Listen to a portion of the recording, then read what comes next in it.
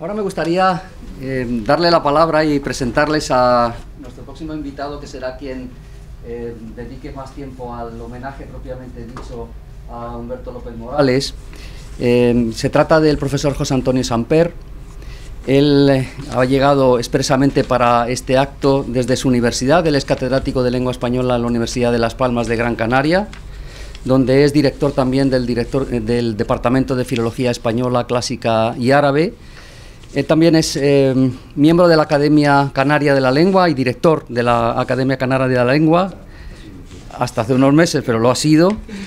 Y entre su obra pues hay trabajos dedicados a la relación entre Canarias y el Caribe, entre las hablas canarias y las hablas cubanas, pero hay unos libros suyos que son muy representativos y que son referencia obligada en toda la especialidad, como su estudio sociolingüístico del español de las Palmas de Gran Canaria, que fue también su tesis doctoral dirigida por Humberto López Morales, su estudio, producción y comprensión de textos, el léxico del habla culta de las Palmas de Gran Canaria. Él coordinó la edición del macrocorpus de la norma culta de las principales ciudades de España y de América. Tiene, por lo tanto, una gran obra dedicada a la dialectología del español, a las hablas canarias y a las hablas americanas, y además de eso tiene una estrechísima relación con Humberto López Morales, que es nuestro invitado especial en el día de hoy. Y además me une con él algo muy especial, aparte de nuestra amistad, y es que ambos cumplimos la misma función cuando fue nombrado Humberto López Morales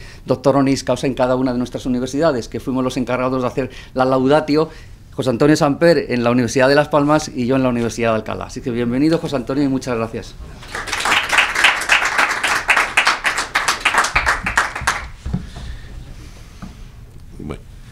Bueno, buenas tardes. Yo quiero empezar mi intervención agradeciendo a Francisco Moreno la invitación que ha formulado para participar en este acto académico, que me permite estar en una institución tan prestigiosa como el Observatorio de la Lengua Española en Harvard, y sobre todo en compañía de amigos muy queridos. Después de esta brillante intervención del doctor Lynch sobre el español cubano de Miami, yo digo Miami, oirán ustedes en los próximos minutos un acento que tiene grandes semejanzas con el de la variedad caribeña. Les habla ahora un profesor que ha nacido y vive en las Islas Canarias, una región que ha mantenido unas estrechas relaciones con América, pero sobre todo con el Caribe. Como ha escrito Francisco Moreno, el español de Canarias es el más americano de las variedades de España y la versión más española del español de América. ¿A qué se debe ese indudable parecido entre las dos regiones insulares separadas por tan amplio océano? Una serie de factores geográficos e históricos nos lo explicarán. Las concomitancias no pueden resultar extrañas cuando la lengua española llega a ambas orillas en fechas cercanas.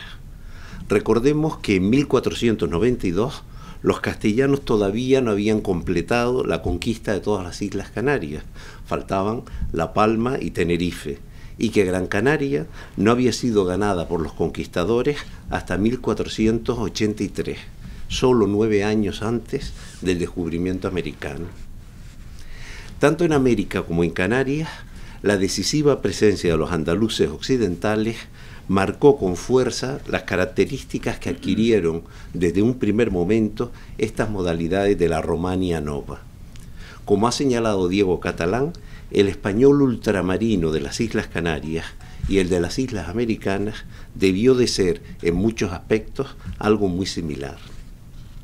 Por otro lado, durante siglos, las Islas Canarias, por su posición geográfica, constituyeron una escala obligada para los navíos que se dirigían a las Indias, y los puertos canarios tuvieron el privilegio del comercio directo con América, en lo que constituyó la única excepción al monopolio sevillano. Pero las similitudes entre las variedades canarias y americanas no se basan solo en ese inicio coincidente del uso del español en ambos territorios. La relación del archipiélago con el nuevo continente se afianzó a través del ininterrumpido flujo y reflujo migratorio que llevó hasta esta orilla atlántica a un elevado número de isleños. Algunos de esos isleños volvieron a Canarias con palabras, costumbres y usos americanos. Pérez Vidal y Alvar demostraron la importancia cuantitativa de la migración canaria, muy superior a la que se había señalado, porque en muchas ocasiones los isleños no iban a inscribirse a Sevilla y no quedaban registrados. Emprendían la travesía atlántica directamente desde uno de los puertos del archipiélago. En realidad, la emigración clandestina desde Canarias en el periodo que va de fines del XV hasta finales de la centuria siguiente debió de alcanzar tal magnitud que en 1574 se prohibió pasar a las Indias a los habitantes de Gran Canaria, ya que la isla sufría una fuerte despoblación y quedaba a merced de los piratas que atacaban las islas. Posteriormente, la mejora de las condiciones para el traslado y asentamiento de familias canarias propició las grandes emigraciones de isleños a Santo Domingo, la Florida y Luisiana durante el siglo XVIII. Destaca por último la importancia numérica de la corriente migratoria que durante los siglos XIX y XX tuvo a Cuba y Venezuela como destinos principales. En diversos trabajos hemos abordado algunos de los aspectos que comparten las hablas canarias y las caribeñas, tanto las correspondientes al plano léxico, donde es muy perceptible el gran número de palabras compartidas por las dos modalidades, como al plano fónico. Precisamente yo conocí a Humberto López Morales cuando le escuché una conferencia en la que comparaba la lateralización de ere en las Antillas y en Canarias. Fue en el segundo Simposio Internacional de Lengua Española que organizó el profesor Alvar en Las Palmas de Gran Canaria. Después de ese simposio, López Morales fue invitado a impartir un curso sobre sociolingüística en una institución de vocación tan americanista como la Casa de Colón. En aquellas clases, los numerosos asistentes quedamos entusiasmados con los novedosos planteamientos científicos que nos transmitía aquel joven profesor. A partir de aquel curso, se empezaron a realizar en Las Palmas trabajos de investigación que aplicaban la nueva metodología variacionista y que empleaban los modernos programas de cálculo probabilístico que nos había explicado en aquel memorable curso. Nuestra estrecha vinculación con Humberto López Morales se materializó en la dirección de mi tesis doctoral y en la celebración en Las Palmas del 11º Congreso de la ALFAL, la Asociación de Lingüística y Filología de América Latina, de la que él era presidente en ese momento. El reto era para nosotros muy complicado, porque se trataba de la primera ocasión en que aquella reconocida asociación internacional celebraba un congreso fuera de tierras americanas. Sinceramente, puedo afirmar que no hubiéramos alcanzado un triunfo tan rotundo si no hubiéramos contado con el asesoramiento directo de López Morales, quien también atesora en su carrera académica relevantes logros en este campo. Fue él precisamente quien inició los importantes simposios sobre dialectología del Caribe hispánico y quien organizó en Puerto Rico el primero de los conocidos congresos sobre el español de América, que después tuvo continuidad en las ciudades de México, Valladolid y Santiago de Chile. La trayectoria vital y académica de Humberto ofrece tantos frutos y tan relevantes que es difícil resumirla sin que olvidemos o no destaquemos debidamente algunos aspectos esenciales. Resulta complicado hacer una semblanza justa de este estudioso porque su currículum presenta méritos ampliamente reconocidos en muy diversos campos de la filología, ya que los resultados de su investigación significan verdaderos hitos en la evolución del pensamiento filológico hispánico de los últimos años. De su producción científica, ahora me he de limitar a destacar sus investigaciones sobre sociolingüística, sobre lingüística aplicada a la enseñanza de la lengua y sobre el español de América. no es que otras parcelas del estudio filológico no le deban contribuciones de gran importancia. Hemos de recordar, por ejemplo, el impacto que tuvo en España su libro Introducción a la lingüística generativa, en un momento, 1974, en que muy poco se sabía sobre la nueva orientación norteamericana.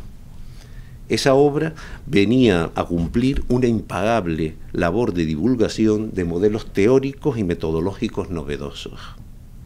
Tampoco podemos olvidar la originalidad de sus aportaciones sobre el teatro español y su desarrollo en los siglos tempranos de nuestra lengua en la obra Tradición y creación en los orígenes del teatro castellano de 1968, así como sus ejemplares ediciones de las églogas de Juan de la Encina, del teatro de Torres Naharro y de la Celestina. Esta vertiente de estudio se completa unos años más tarde, en 1974, con una excelente historia de la literatura medieval española. Sin salir de esta vertiente literaria, ni de esta etapa inicial, destacamos su primer libro, Poesía cubana contemporánea, ensayo de antología, que refleja la vinculación con la tierra que lo vio nacer. Fue un libro publicado en 1963. Hoy traemos otras antologías de la poesía cubana, ¿no? Pero no cabe duda de que su labor, que ha abarcado otros muchos temas, brilla especialmente en los tres campos que indicaba antes. Realmente no se puede hablar de la sociolingüística hispánica sin tener presente el indiscutible papel desempeñado por López Morales desde las perspectivas teórica y práctica. Su libro Sociolingüística, con 3 ediciones en la prestigiosa editorial Gredos, representa sin duda una inmejorable introducción a la nueva disciplina y por ello no es extraño que figure como el manual más recomendado en las universidades españolas para los alumnos que cursan tales estudios. Como los otros trabajos del autor, también en este volumen sobresalen el rigor conceptual, la claridad en la exposición y una asombrosa habilidad para hacer asequibles los planteamientos más complejos. Igualmente, ha de destacarse en este terreno una serie de artículos en los que López Morales aborda con decisión los temas más conflictivos de la teoría sociolingüística, como el estatus de la variación gramatical y de la variación léxica. Estos trabajos teóricos se complementan sabiamente con el libro Métodos de Investigación Lingüística, que se convirtió en un instrumento utilísimo para todos aquellos que deseaban iniciar una investigación de carácter empírico.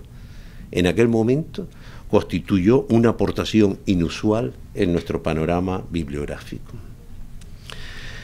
Pero las propuestas teóricas de López Morales también son aceptadas porque se apoyan en investigaciones empíricas rigurosas que ha hecho directamente él o que ha dirigido a sus alumnos.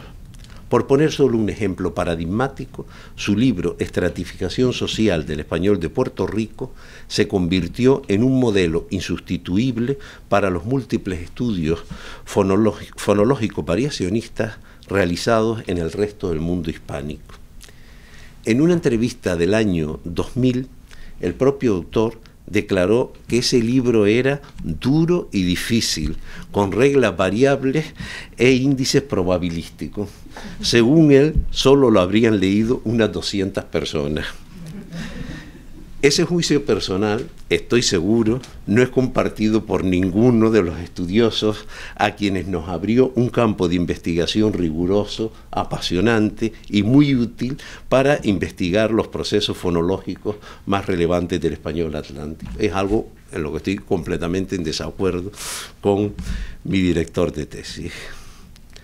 Otro de los capítulos importantes de su actividad tiene que ver con el español de América, ese ilustre desconocido como lo había calificado Lope Blancs en 1964, un calificativo que ya hoy afortunadamente deja de tener vigencia, ¿no? Muy pocos lingüistas han hecho tanto por el español de este continente y por la unidad de nuestra lengua como López Morales, porque en este terreno hay que considerar no solo su importante labor investigadora, docente y divulgativa, sino también su impresionante trabajo en el seno de la Asociación de Academias de la Lengua Española. Esa asociación, como ya saben, recibió junto a la Real Academia Española el premio Príncipe de Asturias de la Concordia en el año 2000, cito textualmente, en atención a la continuada y tenaz tarea que desarrollan de forma conjunta a favor de la lengua española como vehículo de entendimiento y de concordia. La SALE, esta asociación, ha desarrollado entre 1994 y 2005, la época en que López Morales ocupa su Secretaría General, una labor ingente, impensable hasta ese momento.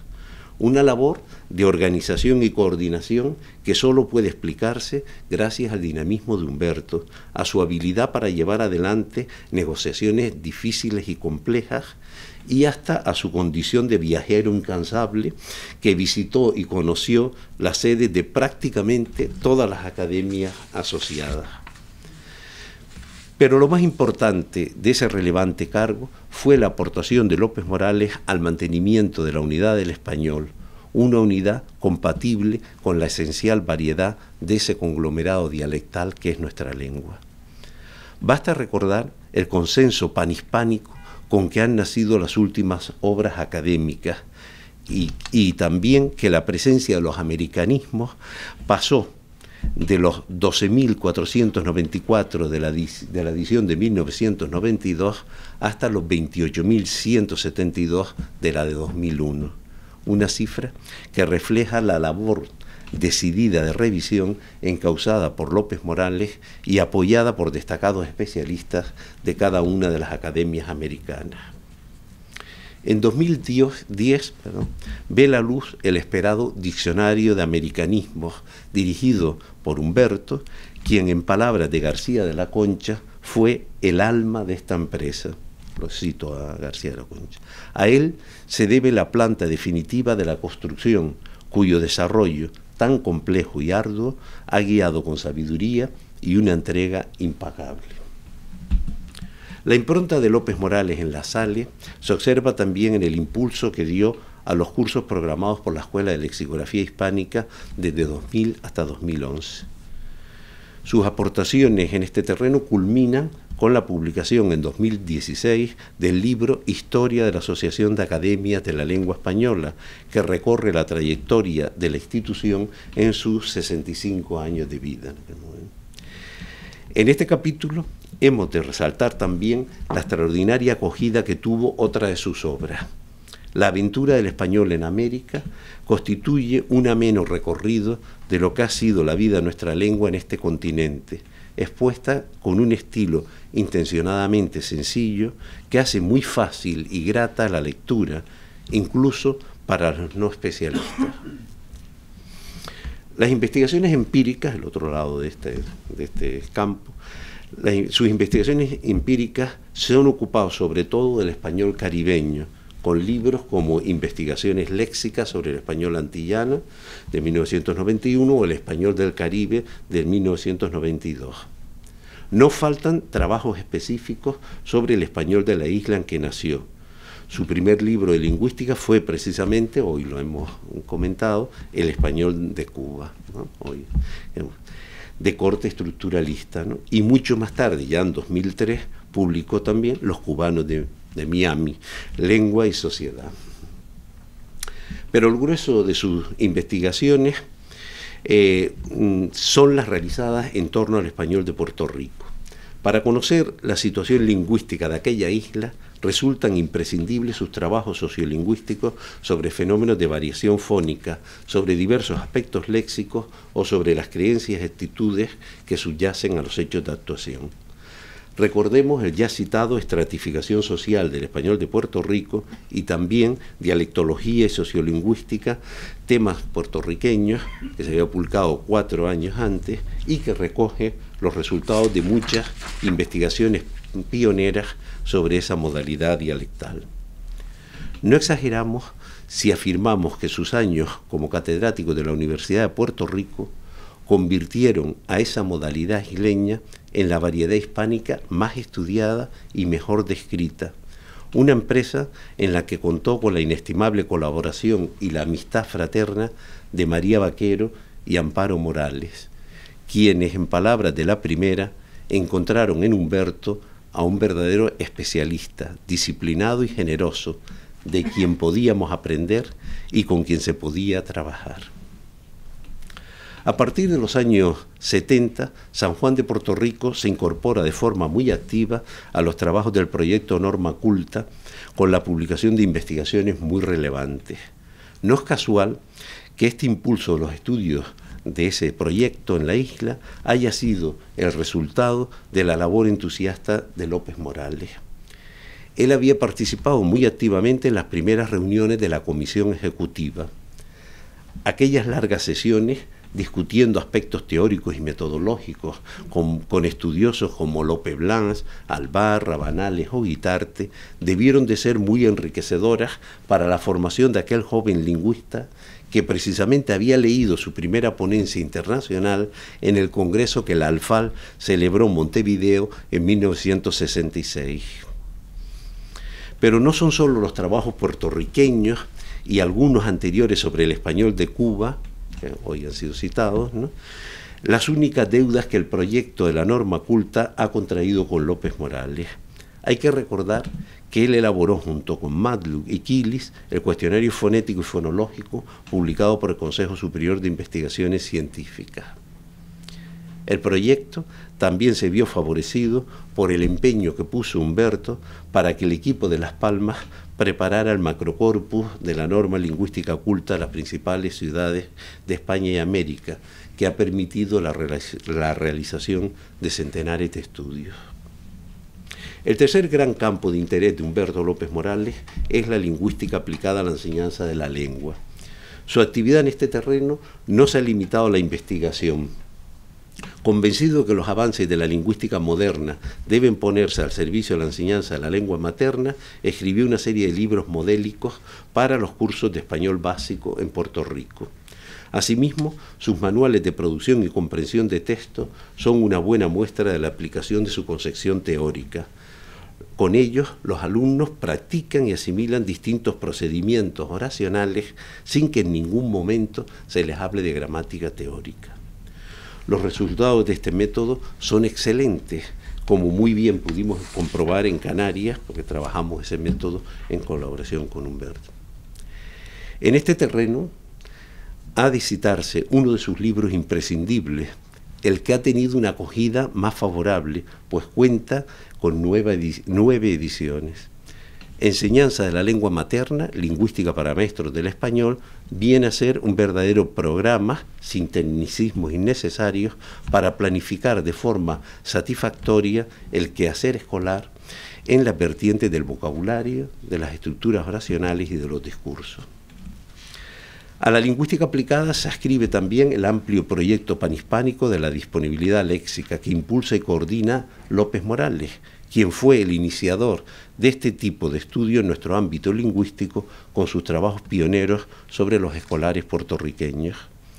Esta línea de investigación ha sido y es una de las más productivas del reciente panorama lingüístico español.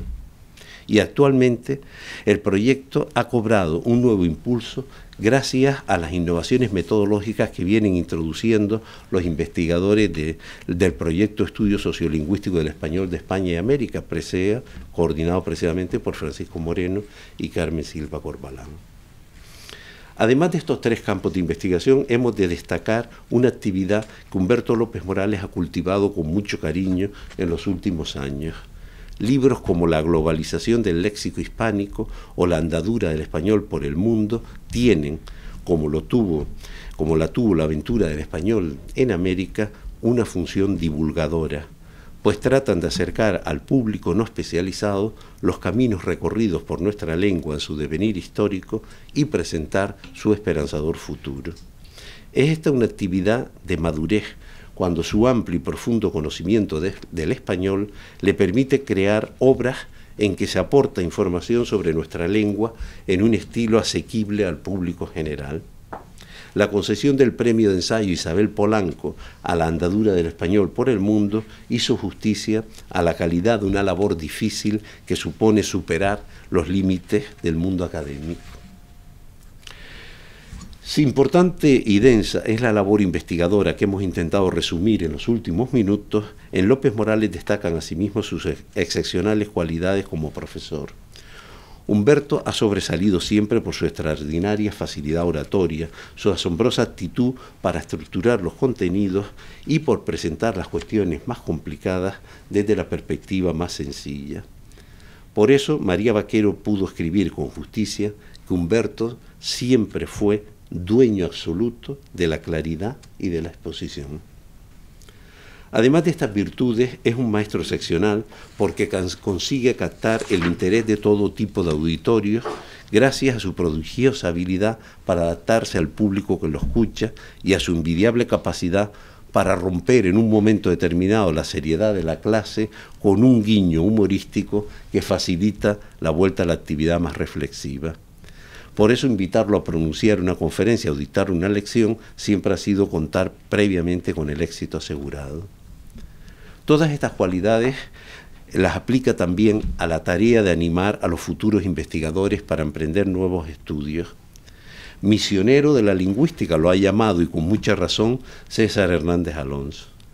Todas estas virtudes docentes explican que Humberto López Morales haya sido profesor visitante en 35 centros universitarios de Europa y América. Afortunadamente, los muchos méritos que atesora su carrera académica han sido ampliamente reconocidos.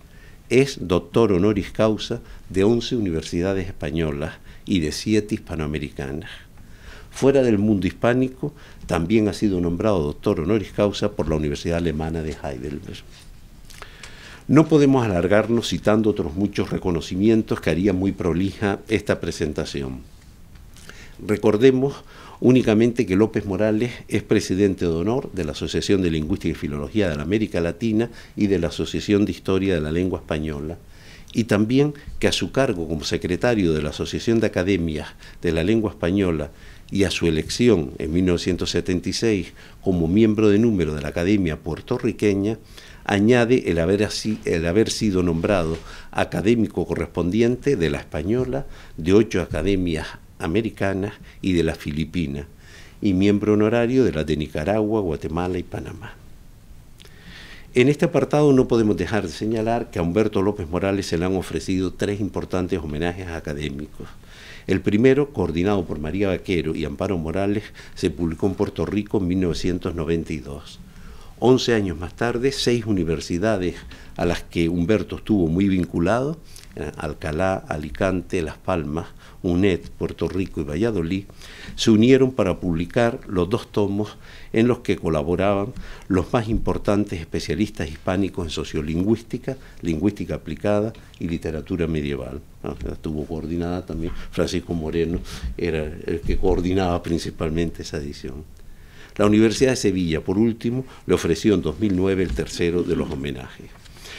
Todos estos galardones y premios que le ha otorgado la comunidad científica son evidentemente una forma de agradecerle sus valiosas aportaciones académicas, pero también suponen un reconocimiento a su generosidad con todo aquel que ha necesitado su consejo, su asesoramiento o su estímulo.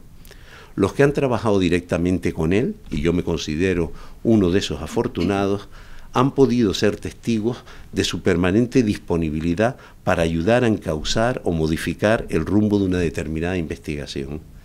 Y también han valorado su ingente capacidad de trabajo y su inteligente organización del tiempo, algo que tan bien supo reconocer Emilio Alarcos cuando decía en 1992, López Morales cuenta en su haber con un gran currículum.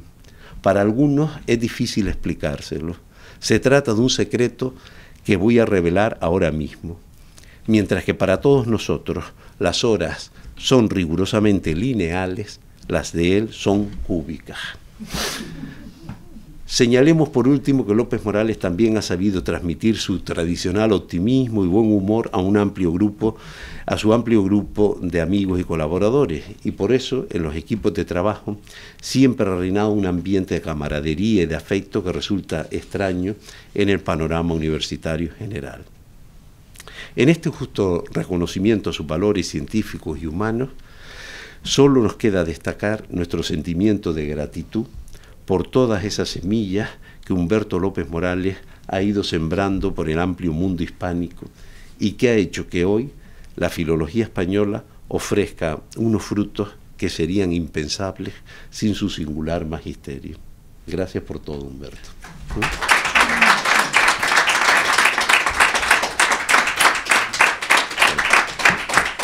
Muchas gracias, no te vayas.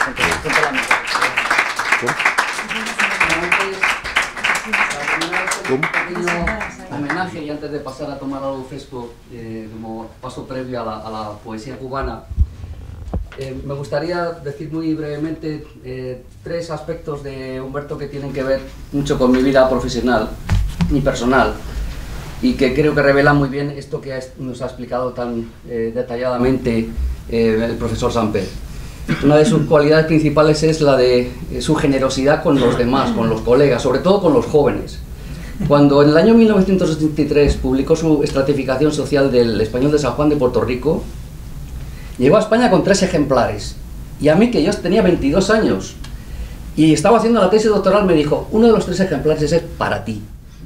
Y yo creo que ese ejemplo y ese gesto contribuyó a hacer que me dedicara a la sociolingüística, finalmente.